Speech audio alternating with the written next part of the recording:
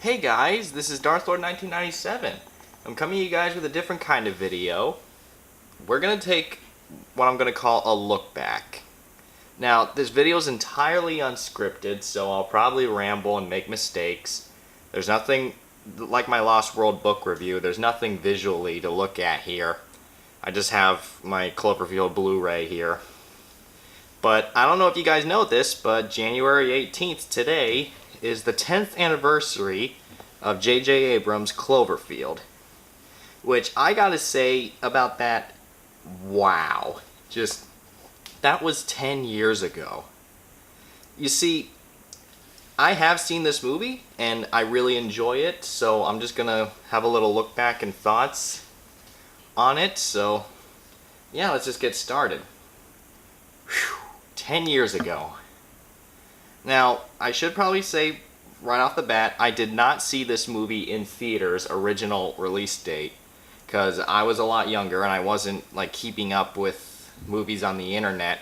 And we all know how JJ Abrams keeps his movies secret until like the week before it comes out. So yeah, this movie just went completely over my head when I was younger. But a few months later, when the DVD came out, my cousin told me about this movie, and he had the DVD, and we watched it at his house, which, even though it wasn't the big screen, it was on a big screen, and I highly recommend you watch this movie on a big screen, because, trust me, it increases the immersion you feel by like tenfold.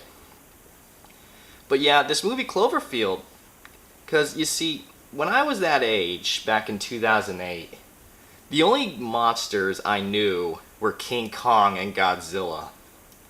And those are the two I was growing up with.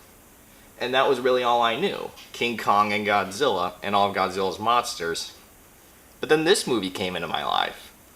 This movie was basically what smashed that limit of King Kong and Godzilla and helped me to expand my knowledge of monsters and all these universes. So really, this was basically the gate into a wider kaiju universe than King Kong and Godzilla, because I've since become a fan of Ultraman and stuff like that, and without this movie, I probably still would have been just mainly King Kong and Godzilla, and just that to this day. Now, and the idea that me seeing this movie was 10 years ago, oh man, just a lot has happened since then, and whew. I guess you guys are more curious. Let's get to what you guys really want to hear. My thoughts on this film. Well, it's a found footage movie, which are really tricky to do right, in my opinion. I have not seen a lot of found footage movies, but I gotta say, this movie actually, if you were to tell me right now, and if I have not seen this movie, and you were to tell me right now that someone has the idea of a found footage monster movie, I would have told you, no, that wouldn't work. But somehow this movie actually made it work, because it takes a different approach than most kaiju movies. Because a lot of like Godzilla and King Kong movies, you see it through certain characters' perspective or the military or government's perspective, but we never really get to see the story told by the civilians who are in the streets during the monster attack. We never really see that often, and thus, I'm kind of glad that this movie kind of came out of the blue, because we really have when this film was released, before they explained everything, we had no idea where this monster came from. We had no idea what it was. We had no idea what was going on, and really, in a giant monster attack, would you know that stuff? No, you wouldn't. And the found footage really helps you connect with the characters and feel like you're actually there, which I gotta say, I really appreciate that, because trust me, I felt like I was there watching this for the first time. This movie actually is legitimately creepy. Like, the giant monster's bad enough, but those parasites... Just wait, I'll get into that. But the monster itself is pretty awesome. I don't know if he has an official name, but his basic nickname is Clover. And I gotta say, that roar is pretty chilling. Especially when he roars right after he kills Jason on the bridge. And just that roar when everyone's screaming and, mourning the loss of Jason while screaming. And then that roar just comes in and echoes. Oh, it's really spine-chilling. And those parasites, man, I found those things more intimidating than the monster himself. Because, you see, it's one thing when you're being attacked by a giant predator, but a bunch of miniature ones, and the ones that make those sounds, just, whew. And their bite, because ever since I first saw, I can't remember her name right now, but I think it's like Milena or something. I could be butchering that, but when she gets bitten, at first, like, nothing happens, but then later in the movie, when they're at that military hospital, and then she says, I don't feel so good, and blood's, like, dripping down from her eye, and they take her behind that curtain, and her head just explodes. I saw that once, was never able to stomach watching it again. Trust me, that was nearly traumatizing when I was a kid. Even when I was just watching clips the other day just to refresh this movie, I actually looked away. I couldn't watch that again. It's, whew. Now, again, I just really like the whole found footage aspect. There are a few nitpicks I have with it, but I'll get into that in a bit. I'm trying not to keep this dragging on too long, but you see, there are, again, I'm going unscripted here. The found footage, like I said, it just works, but a few nitpicks I do have with it. One, this isn't really a nitpick, it's more of a, wow, you actually took that risk. In the beginning of the movie, when the Statue of Liberty head is literally thrown, which you gotta consider, for a monster's strength, that's an impressive feat. Is literally thrown across and smashes into the street. Right after that, you can see, I think it's the Empire State Building, it starts to crumble down and this huge wall of smoke is just rapidly approaching everyone in the street. Oh my gosh, that just looks so much like all of those 9/11 footage movies, which, I gotta admit, that's a pretty risky move to take, but they did it. Which, I'm pretty sure that had to be pretty upsetting for some people to see that kind of thing again.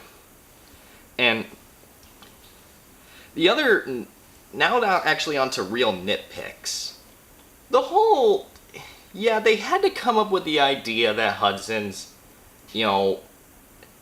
slightly below average IQ for the excuse that he was recording this entire thing, but there are a few moments where I just thought, how did you keep that rolling, and why did you keep filming? Like, them walking in the streets I can understand, but, for example, when they run into the military, how did the military not tell them to turn that off and confiscate that camera?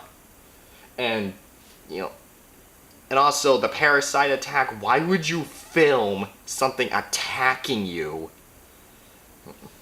And, near the end when the helicopter crash and they're all wounded and they're pulling him out of the wreckage of the helicopter, he literally says, hold on 1 second, and goes back to pick up that camera. Why is that your main concern right now?